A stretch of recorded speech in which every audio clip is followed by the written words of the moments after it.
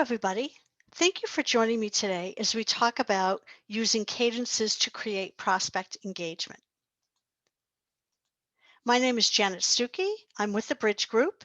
And if you're not familiar with the Bridge Group, we're an inside sales consulting and research firm that helps B2B companies reach more prospects, build more pipeline, and close more deals. So we're talking about cadences today. So it's, obviously worth talking about the definition of a cadence. So our definition of a cadence is the sequence of actions a seller uses to connect with a prospect. For the purposes of this discussion, we'll be talking about outbound cadences only. And, there's some confusion out there, right? Because technology vendors all have their own terminology. You might hear their output called a cadence, a sequence, a playbook, or even a flow. And I'm sure that as other players enter the space, we'll hear new terminology as well. So there are 6 fundamental building blocks that you need to know about when building your cadence. Number 1 is media. How are we going to reach out to them? What mechanisms are we going to use? Voicemail, email, social, you get the point. Then how many attempts are we going to be using? How often are we going to reach out to them? How long is our cadence going to be from start to finish? How are we going to order those attempts? Are we going, voicemail first? Are we going email first? How are we going to space our attempts? How many days in between? And finally, our message. What are we going to say when we reach out to our prospects? So there isn't one perfect catch-all cadence that fits every scenario. Most companies have multiple cadence tailored for inbound versus outbound, for example. You might also want to tailor your cadence to the market segment, to particular personas, maybe to a vertical, and so on. So keep in mind that multiple cadences are the most likely scenario, and you want to make sure those cadences align with your specific use cases. So let's talk about media. Multiple communication methods is a must. And this is because research shows that multiple communication methods are always more effective than using just one. And now that we have all these great sales engagement platforms at our fingertips, using multiple communication methods is really quite easy. And you also want to consider your audience preferences when creating your cadences. So we conducted a survey in conjunction with Sales Hacker and Modern Sales Pros that provided some really interesting information about how certain buyers prefer to be contacted.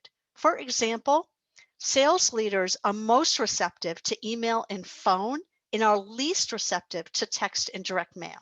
So just keep in mind that the titles and the level of the person that you're reaching out to does matter, and they might have certain preferences that you should be keeping in mind.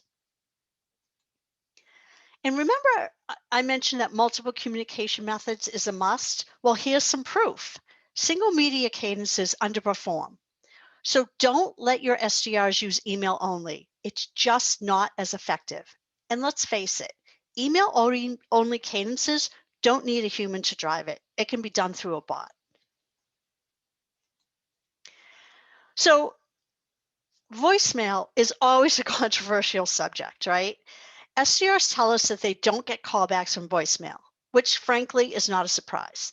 It's not any one thing that creates a response. It's a combination of mediums, messaging, and your ability to engage your prospects on a human level. And you just can't do that with just email and just social. And here's some interesting data from an experiment that a group we're familiar with ran. You'll note that adding multiple voicemails increased their reply rates. And this is because voicemails allow you to establish a one-to-one connection using your personality. It allows you to show that you're human, not a bot. And it allows you to build familiarity so that your email and other mechanisms have more impact. So let's talk about number of attempts. So connect rates. This is always interesting. Some reps continue to call and email a non-responsive prospect even after the cadence has been completed. But this is inefficient because the likelihood of connecting always plateaus at some point in time. Therefore, you're better off using those activities to reach out to more prospects rather than chasing, the certain prospects endlessly. And here's some data from our 2020 SDR metrics and compensation study, which will be released soon. And this study showed that on average, cadences contain 11 attempts. But timing also matters. You want to spread your attempts over a reasonable period of time. If you deploy all of your attempts in too short a time period, and your prospect is having a crazy busy week, your attempts might never get noticed. So you really want to spread out your attempts. And again, some more data from our 2020 SDR compensation and research study that shows that on average, cadences last 18 days. It might surprise you, but starting with a voicemail is more effective than starting with email. And research bears that out. But be aware of the double tap. When we use the term double tap, we're referring to leaving a voicemail and sending an email on the same day. It's, doing that is more appropriate for high value inbound leads where there's a sense of urgency on the part of the prospect. And we've got something really compelling to say. It's definitely not as appropriate for outbound prospecting. And when we talk about forcing it on LinkedIn, we've seen clients add likes and comments to their cadence. And we feel like the whole process should be much more organic. If you follow your prospect, you'll see what they're posting, when they're posting, and you can like and share at the appropriate point in time.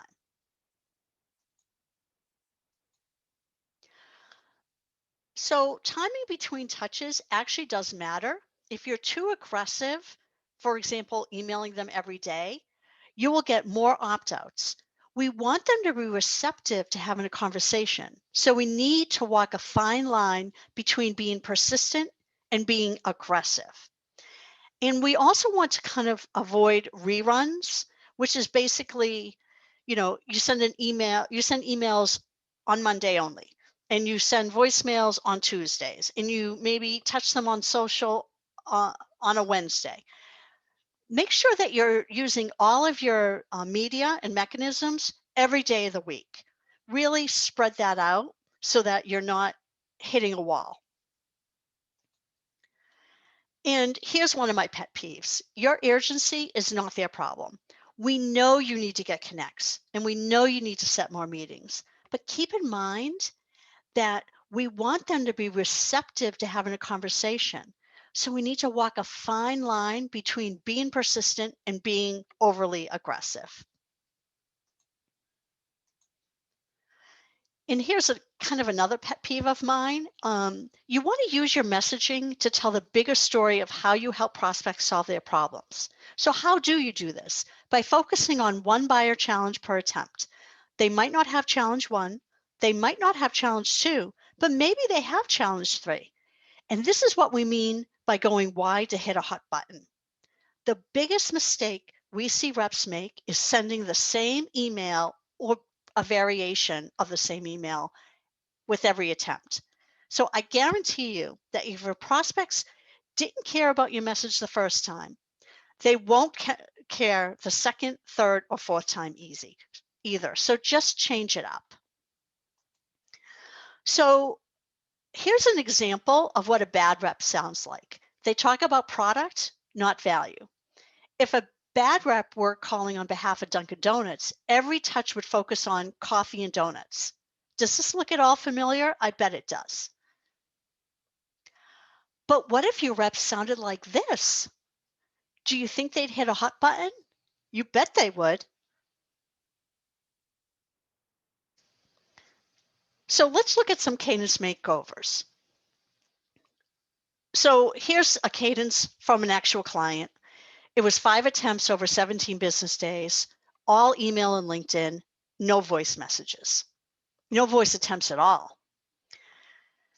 We revamped the cadence to include 10 attempts over 25 business days. We added voicemail and pursuit calls and shortened the space between touches so that they don't forget about us in between. We also shared relevant content in every single email. And here's the proof that this cadence worked. We saw a significant increase in meetings per month and a corresponding increase in conversion rates. And here's another real life example. This cadence included 30 attempts over 21 business days. There were a ton of pursuit calls, but only 2 voicemails. There's a decent splattering of emails and LinkedIn, so that's a good thing. We revamped this cadence to include 10 attempts over 25 business days. We reduced the number of pursuit calls and added a reasonable number of voicemails, emails, and LinkedIn attempts. And here's the results. Again, a sizable increase in meetings per month and a decent increase in conversion rates. So here are some key takeaways.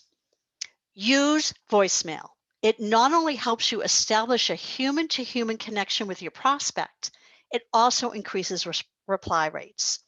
Don't give up too early. If they're having a crazy busy week, you won't get noticed.